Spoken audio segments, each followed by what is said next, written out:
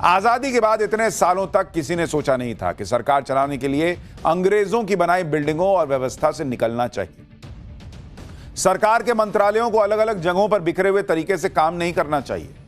और इसलिए देखिए कि 78 साल लग गए और अब जाकर आज पीएम मोदी ने देश के पावर सेंटर का पता बदल दिया। आज पीएम मोदी ने देश के नए प्रधानमंत्री ऑफिस का उद्घाटन किया है। नए दफ्तर से ही अब सरकार चलेगी। पीएम मोदी के नए ऑफिस को सेवा तीर्थ का नाम दिया गया है। प्रधानमंत्री ऑफिस के बोर्ड पर जो लाइन लिखी है उसकी तो बहुत ज्यादा चर्चा हो रही है। सेवा तीर्थ कॉम्प्लेक्स के बाहर नागरिक देवो भव लिखा है, यानी इस देश का नागरिक भगवान की तरह है और उसकी सेवा करने के लिए दफ्तर बना है, इसलिए इसका नाम सेवा तीर्थ दिया गया है। देश के प्रधानमंत्री का दफ्तर देश की जनता की सेवा के लिए इस भाव के साथ आज सेवा तीर्थ का उद्घाटन हुआ। सेवा तीर्थ के उद्घाटन के साथ ही कैसे पीएम मोदी ने अंग्रेजों के बनाए पावर सेंटर की विदाई की, कैसे पीएम मोदी ने लुटियंस दिल्ली वाली मानसिकता की छुट्टी की, आज आपको सब दिखाऊंगा। पीएम मोदी के नए दफ्तर में क्या क्या खास है, कैसे इस बिल्डिंग को भारतीय वास्तुकला और परंपराओं से जोड़कर बनाया गया है, पहले दिन कौन सी फाइल साइन कर दी जिसकी बड़ी चर्चा है, और इधर पीएम मोदी देश के पावर कॉरिडोर्स का पता बदल रहे हैं, उधर राहुल गांधी क्या प्लान बना रहे हैं। आज संसद सत्र के पहले पार्ट का आखिरी दिन था। संसद में आखिरी दिन क्या हुआ, राहुल गांधी ने आज किससे मुलाकात कर ली कि नया बवाल करने की तैयारी हो रही है, यह सवाल उठ रहा है। राहुल गांधी के खिलाफ लाए गए सब्सटैंटिव मोशन का क्या हुआ, सब बताऊंगा, लेकिन पहले एक झलक देखिए।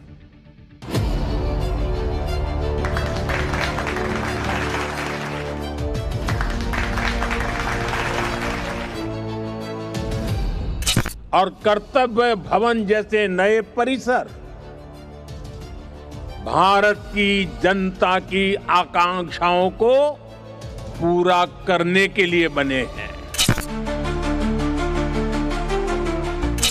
अब सेवा तीर्थ और कर्तव्य भवनों के निर्माण से और कर्मचारियों के समय की इस बचत से प्रोडक्टिविटी बढ़ेगी। मक्का, कपास, सोयाबीन और फल, ये शुरुआत है। नरेंद्र मोदी पूरी कृषि मार्केट के दरवाजे खोलेंगे। किसानों के हितों का पूरी तरह से ध्यान रखा गया। सोचा कि इसको एडमिट होने के बाद हम तय करेंगे स्पीकर साहब से बात करके कि प्रिविलेज कमेटी में या इसको एक एथिक्स कमेटी में या सदन में सीधा हम इसको ला सकते हैं चर्चा के लिए भी। राहुल गांधी जी अलोकतांत्रिक आचरण करते हैं, अपनी पार्टी में करिए, संसद में आप नहीं कर सकते। आप देखिए कि राहुल गांधी संसद में किताब लहराते रह गए, पोस्टर दिखाते रह गए। आज पीएम मोदी ने वो बड़ा काम निपटा दिया जो कोई प्रधानमंत्री नहीं कर पाया। विपक्ष इसी में उलझा रह गया कि मोदी का रास्ता रोक दो, भाषण रोक दो, हंगामा मचा दो, पोस्टर बना दो, किताब लहरा दो। इंडी वाले इसी में खुश हो जाते हैं। उधर पीएम मोदी चुपचाप अपने काम में लगे रहे। मदर ऑफ ऑल डील की, अमेरिका के साथ फादर ऑफ ऑल डील की, सबसे बड़ी डिफेंस डील कर रहे हैं, एआई समिट होस्ट कर रहे हैं जिसमें दुनिया के बड़े बड़े नेता आने वाले हैं। यानी नरेंद्र मोदी ने काम करने का तरीका और उनके काम करने का अलग ही लेवल सेट कर दिया है बॉस। और आज भी उन्होंने दो बड़े काम किए। दिन में नए प्रधानमंत्री दफ्तर सेवा तीर्थ की नाम पट्टिका का अनावरण किया और शाम को सेवा तीर्थ के साथ कर्तव्य भवनों का भी उद्घाटन किया। आज से प्रधानमंत्री दफ्तर जो अभी तक साउथ ब्लॉक कहलाता था, उसे सेवा तीर्थ का नाम से जाना जाएगा। पीएम मोदी ने सेवा तीर्थ में पूजा की, उसके बाद यहां से अपने पहले आदेश पर साइन किया, जिसके बारे में आगे बताऊंगा। शाम को पीएम मोदी ने सेवा तीर्थ के साथ कर्तव्य भवन 1 और 2 का लोकार्पण भी किया। इस कार्यक्रम में केंद्रीय मंत्री राजनाथ सिंह, मनोहर लाल खट्टर और जितेंद्र सिंह भी थे। इस मौके पर पीएम मोदी ने डाक टिकट और सेवा तीर्थ स्मारक सिक्के का विमोचन किया। सेवा तीर्थ के उद्घाटन के बाद पीएम मोदी ने इसकी जरूरत के बारे में भी बताया। पीएम मोदी ने कहा कि जो पुरानी इमारतें हैं उनको ब्रिटिश राजा महाराजाओं की सोच के हिसाब से बनाया गया था और इनका मकसद भारत को सदियों तक गुलामी की जंजीरों में जकड़े रहना था, जिनसे अब भारत बाहर आ रहा है पूरी तरीके से। सुनिए जरा। ये इमारतें ब्रिटिश साम्राज्य के प्रतीक के तौर पर बनाई गई थी। इन इमारतों को बनाने का मकसद भारत को सदियों तक गुलामी की जंजीरों में जकड़े रखना था। अंग्रेजी हुकूमत की जरूरतों और उसकी सोच को ध्यान में रखकर नॉर्थ ब्लॉक, साउथ ब्लॉक जैसी इमारतें बनाने का काम शुरू हुआ। उस दौर में ये भवन ब्रिटेन के महाराजा की सोच को गुलाम भारत की जमीन पर उतारने का माध्यम थे। रायसीना हिल्स का चुनाव भी इसलिए किया गया कि इमारतें अन्य इमारतों से ऊपर रहे, कोई उनकी बराबरी ना कर सके। अब संयोग से सेवा तीर्थ का ये पूरा परिसर किसी पहाड़ी पर न होकर जमीन से ज्यादा जुड़ा है। नए प्रधानमंत्री दफ्तर, सेवा तीर्थ और कर्तव्य भवनों के बाद सरकार के काम करने का तरीका भी बदल जाएगा कहा जा रहा है। काम और तेजी से हो पाएगा, जिससे समय और संसाधनों की बचत होगी। क्योंकि आप देखिए, सेवा तीर्थ एक इंटीग्रेटेड कॉम्प्लेक्स है और इसके 3 हिस्से हैं। पहला हिस्सा प्रधानमंत्री कार्यालय, जिसको पीएमओ कहते हैं। दूसरा हिस्सा है नेशनल सिक्योरिटी काउंसिल सेक्रेटेरिएट और तीसरा हिस्सा है कैबिनेट सेक्रेटेरिएट।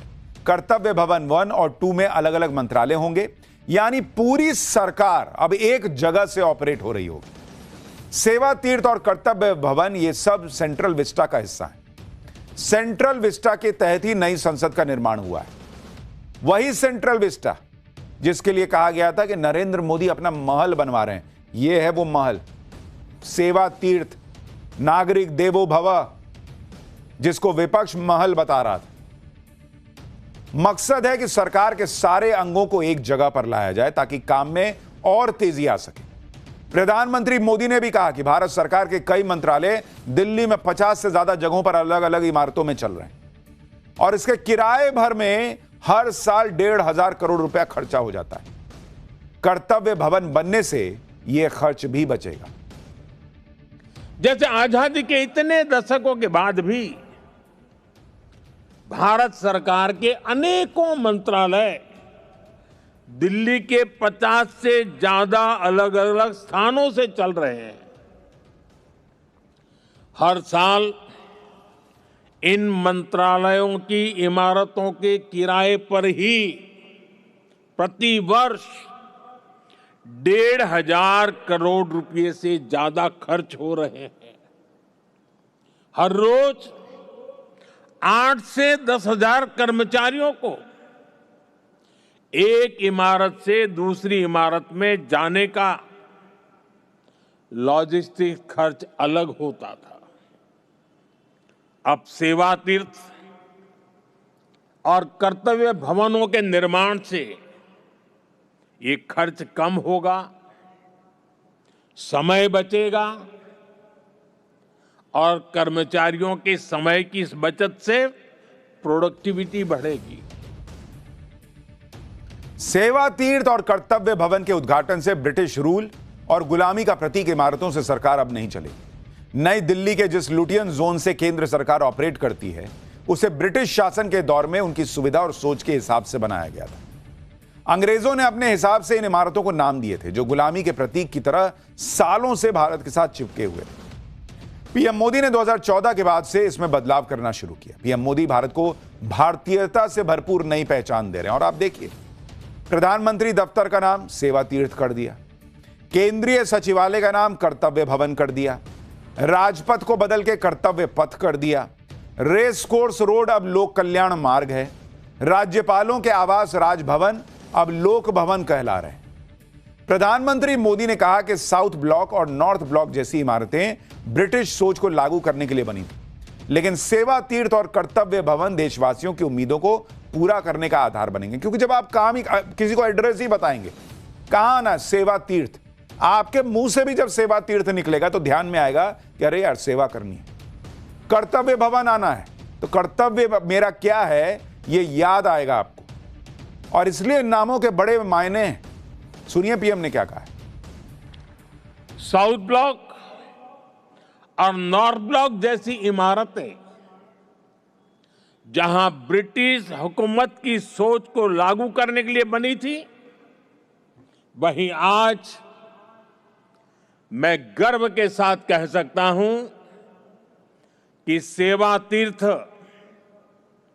और कर्तव्य भवन जैसे नए परिसर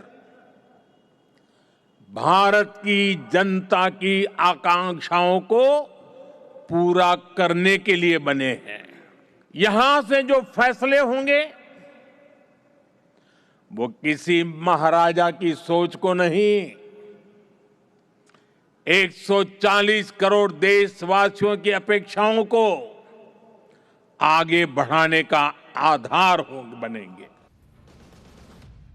प्रधानमंत्री मोदी का नया दफ्तर सिर्फ एक इमारत नहीं है, बल्कि आत्मनिर्भर होते नए भारत का प्रतीक है।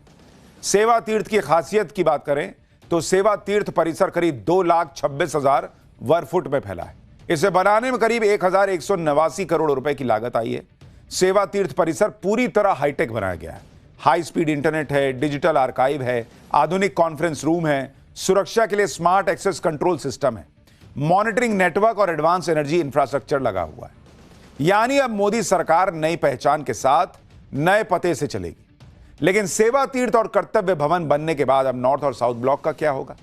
इसका जवाब भी पीएम मोदी ने दिया। पीएम मोदी ने कहा कि पुरानी इमारतें भारतीय इतिहास का अमर हिस्सा रहेंगी। इन इमारतों से भारत के विकास और बदलाव से जुड़े कई बड़े फैसले लिए गए। इन इमारतों को अब म्यूजियम में बदला जाएगा। पुराने भवन में बिताए गए वर्षों की स्मृतियां हमारे साथ रहेगी। अलग अलग समय की चुनौतियों से जूझते हुए वहां से कई महत्वपूर्ण फैसले किए गए हैं। वहां से देश को नई दिशा मिली, सुधार की अनेक पहलें हुई। वो परिसर, वो इमारत भारत के इतिहास का अमर हिस्सा है। इसलिए हमने उस भवन को देश के लिए समर्पित म्यूजियम बनाने का फैसला किया है। नए प्रधानमंत्री ऑफिस यानी सेवा तीर्थ से पीएम मोदी ने जो सबसे पहला फैसला किया, उसकी भी बड़ी चर्चा हो रही है। पीएम मोदी ने सेवा तीर्थ से महिलाओं, युवाओं और संवेदनशील नागरिकों से जुड़े फैसलों पर साइन किया। प्रधानमंत्री ने पीएम राहत स्कीम की लॉन्चिंग को मंजूरी दी। यह देश के हर नागरिक के लिए जीवन रक्षक सुरक्षा योजना है। इसके तहत दुर्घटना के शिकार लोगों को नकद भुगतान के जरिए इलाज मिलेगा। इस इलाज की सीमा 1.5 लाख रुपए होगी। एक्सीडेंट होने पर इलाज नहीं होने से किसी की जान नहीं जाएगी। पीएम मोदी ने लखपति दीदियों से जुड़ा बड़ा फैसला लिया। 3 करोड़ लखपति दीदी बनाने का टारगेट समय से पहले पूरा हो गया है। अब मार्च 2029 तक 6 करोड़ लखपति दीदी बनाने का लक्ष्य रख दिया गया है। पीएम मोदी ने सेवा तीर्थ से किसानों को भी सौगात दी। एग्रीकल्चर इंफ्रास्ट्रक्चर फंड को 1 लाख करोड़ रुपए से बढ़ाकर 2 लाख करोड़ कर दिया गया। पीएम मोदी ने इनोवेशन इकोसिस्टम और युवाओं के लिए भी बड़ा फैसला किया। पीएम मोदी ने 10,000 करोड़ के फंड के साथ स्टार्टअप इंडिया FOF 2.0 को मंजूरी दे दी। यानी पहले दिन नए दफ्तर में जो बड़े फैसले हुए उसमें महिलाएं भी थीं, युवा भी था, गरीब भी था, किसान भी था। वही किसान जिसके लिए राहुल गांधी माहौल बनाने का, अरे मोदी तो किसान को बर्बाद कर दिए अमेरिका से डील करके। पहला फैसला किसानों को लेकर कर रहे थे वो। सेवा तीर्थ और कर्तव्य भवन, ये सब सेंट्रल विस्टा प्रोजेक्ट का हिस्सा है। नरेंद्र मोदी कोई भी रिफॉर्म करते हैं, कांग्रेस और इंडी वालों को आग लगनी तय है। लेकिन नरेंद्र मोदी इन हमलों से रुकते तो है नहीं। आप देखिए कि कैसे पीएम मोदी बड़े बड़े कामों को ताबड़तोड़ निपटा रहे हैं। 27 जनवरी यूरोपीय यूनियन से mother of all deal sign की। 2 फरवरी अमेरिका से ट्रेड डील डन की। 12 फरवरी फ्रांस से सबसे बड़ी डिफेंस डील पर मुहर लगी। 16 फरवरी से भारत में पहली बार ग्लोबल AI समिट हो रहा है, जिसकी दुनिया भर में चर्चा हो रही है। पीएम मोदी भारत में मेगा AI समिट करवा रहे हैं। यह भारत का पहला AI ग्लोबल समिट है, जिसकी भयंकर चर्चा है बॉस। आप इसके बारे में सुनेंगे तो होश उड़ जाएंगे। सरकार की तरफ से जो जानकारी दी गई है उसके मुताबिक AI समिट में 100 से ज्यादा देश आ रहे हैं। 15 से ज्यादा देशों के प्रमुख आ रहे हैं, 100 से ज्यादा कंपनियों के सीईओज आ रहे हैं, 500 से ज्यादा सेशंस होने वाले हैं। आप सोचिए, जिस एआई को दुनिया का भविष्य कहा जा रहा है, उसका सबसे बड़ा समिट पीएम मोदी करवा रहे हैं, और यह ग्लोबल साउथ का पहला एआई समिट होगा। इस समिट में फ्रांस के राष्ट्रपति आ रहे हैं, ब्राजील के राष्ट्रपति आ रहे हैं, स्पेन के राष्ट्रपति, स्विट्जरलैंड के राष्ट्रपति, नीदरलैंड के प्रधानमंत्री, सब पहुंच रहे हैं। इसके अलावा 45 देशों से मंत्रियों का समूह आ रहा है। Google, deep mind, open AI के सीईओज आ रहे हैं। निविडिया, माइक्रोसॉफ्ट, मेटा, क्वालकॉम जैसे कंपनियों के सीईओ आ रहे हैं। मतलब दुनिया भर के बड़े बड़े लोग, सबसे शार्प माइंड्स, उनका जमावड़ा लग रहा है। उधर पीएम मोदी बड़े बड़े काम निपटा रहे हैं, इधर राहुल गांधी क्या कर रहे हैं वो आप देख लीजिए। कल ही राहुल गांधी ने माहौल बना दिया था कि वो किसानों के लिए आवाज उठा रहे हैं, इसलिए मोदी सरकार उनके पीछे पड़ी। आज राहुल गांधी ने उसी माहौल को हवा देने के लिए संसद भवन में किसान संगठनों के नेताओं से मुलाकात की। इस बातचीत में क्या हुआ वो आपको बताऊंगा, उससे पहले सुनिए राहुल गांधी ने किसानों के साथ मीटिंग में कहा क्या, और कैसे कृषि मंत्री शिवराज सिंह चौहान ने राहुल गांधी को जवाब दिया। पहले एग्रीकल्चर में दरवाजा बंद था, मतलब कोई अंदर नहीं आ सकता था। अब वो दरवाजा खोला है, अब उस खुले दरवाजे में जो भी उनको डालना होगा वो डाल देंगे। मेन कॉन्सेप्ट ये नहीं है कि भैया सोया पे है, इस पे है, उस पे है। मेन कॉन्सेप्ट है कि भैया आपने दरवाजा खोल दिया, अब वो दरवाजे में से कुछ भी आ सकता है, कुछ भी जा सकता है, जो भी। पहली बात।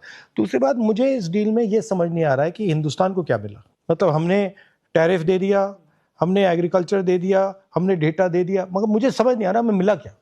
Nothing, so zero. ना किसानों को कुछ दिया, ना किसी। ठीक है, हमारी पहले टैरिफ जो थी, मतलब उसको भी इंक्रीज कर दिया। पहले हमारी 3% होती थी, उसको 18 कर दिया, उनका नीचे कर दिया। तो मतलब मुझे समझ ही नहीं आ रहा है कि इसमें है क्या। मतलब हमारे लिए कुछ नहीं है। आपने जो कहा, हम तो तैयार हैं फुली इसको सपोर्ट करने में, क्योंकि ये देश के लिए बिल्कुल इन्होंने गलत कर दिया। हमारे अनाज उत्पादक किसान गेहूं, चावल, मक्का, सोया, मोटा अनाज पैदा करने वाले किसानों के हितों का पूरी तरह से ध्यान रखा गया है। हमारे प्रमुख फल और सब्जी उत्पादक किसानों के हितों को भी। कल राहुल गांधी ने किसानों की बात करते हुए कहा कि चाहे मुझ पर एफआईआर कर दो, जेल में डाल दो, मैं किसानों की बात उठाता रहूंगा। आज कह रहे हैं डील में हमको मिला क्या, मुझे समझ ही में नहीं आ रहा है। तो जब नहीं समझ में आ रहा है तो फिर काहे के लिए जबरदस्ती विरोध कर रहे हैं? पहले किसी से ढंग से बैठ के समझिए, या पाठशाला देख लीजिए, समझ में आएगा। जब कह रहे हैं कि खुद ही कह रहे हैं ना कि मुझे समझ में नहीं आ रहा है इस डील में हमको मिला क्या है, तो फिर विरोध कौन बात का कर रहे हैं? पहले किसी के साथ बैठ के समझिए। आज राहुल गांधी ने किसान नेताओं को बुला लिया कि आइए मिलते हैं, बैठते हैं, कुछ वीडियो बनाते हैं। इशारा साफ है कि अब राहुल गांधी के एजेंडे पर न पूर्व आर्मी चीफ की किताब है, न एप्स्टीन फाइल है। अब राहुल गांधी ने किसानों का मुद्दा पकड़ने का सोचा है, क्योंकि राहुल गांधी को पता है कि यही वो मुद्दा है जो मोदी सरकार को फंसाने के काम आ सकता है। इसलिए अब राहुल गांधी किसानों की बात उठा रहे हैं। इंडिया यूएस ट्रेड डील के खिलाफ कैसे देश भर में जल्द से जल्द आंदोलन चलाया जाए, इस पर राहुल गांधी ने किसान नेताओं से चर्चा की। कैसे आंदोलन चलाकर इस डील को रोका जाए और किसानों के अधिकारों की रक्षा की जाए, इस पर चर्चा हुई। जानकारी के मुताबिक मुलाकात के दौरान किसान नेताओं ने मक्का, सोयाबीन, कॉटन, फ्रूट्स, नट्स के किसानों को लेकर चिंता जताई। राहुल गांधी ने करीब 17 किसान नेताओं से मुलाकात की। इस मुलाकात को लेकर कुछ लोग यह भी कह रहे हैं कि राहुल गांधी से मिलने वाले ज्यादातर किसान नेता कांग्रेस से ही जुड़े हुए हैं। कल जब से यह चर्चा तेज हुई कि बीजेपी इस बार राहुल गांधी को छोड़ने के मूड में नहीं है और बीजेपी सांसद निशिकांत दुबे लोकसभा में राहुल गांधी के खिलाफ सब्सटैंटिव मोशन ले आए हैं, तब से राहुल गांधी ने अपनी राजनीति की गाड़ी किसानों की तरफ घुमा दी। निशिकांत दुबे ने राहुल गांधी के खिलाफ सब्सटैंटिव मोशन लोकसभा में पेश तो किया, लेकिन अब इस सब्सटैंटिव मोशन का क्या होगा यह बजट सत्र के दूसरे पार्ट में पता चलेगा, क्योंकि आज बजट सत्र का पहला पार्ट खत्म हो गया। 9 मार्च को सत्र फिर से शुरू होगा। राहुल गांधी के खिलाफ मोशन को लेकर केंद्रीय संसदीय कार्य मंत्री किरण रिजिजू ने बताया कि एक बार सब्सटैंटिव मोशन एडमिट हो जाएगा, उसके बाद सरकार स्पीकर के साथ मिलकर इस पर चर्चा करेगी। फिर यह तय होगा कि इसे प्रिविलेज कमेटी या एथिक्स कमेटी किसे भेजना है, या फिर इसे सीधे हाउस में लाया जाए, यह तय होगा। यानी भले ही सत्र खत्म होने से राहुल गांधी को कुछ दिनों की मोहलत मिल गई, लेकिन यह सब्सटैंटिव मोशन अभी उनका पीछा छोड़ने वाला नहीं है, यह बहुत क्लियर है। राहुल गांधी के खिलाफ मोशन लाने वाले बीजेपी सांसद निशिकांत दुबे ने सोशल मीडिया पर कुछ डॉक्यूमेंट्स भी शेयर किए। साथ ही निशिकांत दुबे ने लिखा कि सोरोस, फोर्ड फाउंडेशन और टुकड़े टुकड़े ज्ञान के सरगना राहुल गांधी जी के ऊपर मेरे ये आरोप हैं, जिस पर मैंने लोकसभा अध्यक्ष से बहस की अनुमति मांगी है। क्या लोकसभा में विपक्ष का नेता भारत के विभाजन की योजना सत्ता प्राप्ति के लिए बना रहा है? निशिकांत दुबे ने जो डॉक्यूमेंट साझा किए उसमें उन्होंने राहुल गांधी के खिलाफ एक संसदीय जांच समिति बनाने की मांग रखी। निशिकांत दुबे ने आरोप लगाया है कि राहुल गांधी देश को अस्थिर करने का काम कर रहे हैं, उनके गलत कामों की जांच हो और उनकी सदस्यता रद्द की जाए। यानी निशिकांत दुबे भी अपने तेवर से यह बता रहे हैं कि वो राहुल गांधी को आसानी से छोड़ने वाले नहीं है। वो कभी लेटर लिख रहे हैं, कभी राहुल गांधी के खिलाफ प्रस्ताव ला रहे हैं। बीजेपी भी ये कह रही है कि राहुल गांधी अब बचकर भागने की कोशिश कर रहे हैं। लोकसभा में बीजेपी के चीफ व्हिप संजय जायसवाल ने कहा कि कल दिन भर इस बात का इंतजार होता रहा कि राहुल गांधी ने जो लोकसभा में बोला है उसे साबित करेंगे, लेकिन राहुल गांधी तो भाग गए। सुनिए संजय जायसवाल। उन्होंने परसों, आप उनका बयान उठा के देखिए, उन्होंने कहा कि मैं सब चीज ऑथेंटिकेट करूंगा। कल पूरे दिन इंतजार किया गया कि साहब ऑथेंटिकेट करें, साहब किधर भाग गए और जाकर के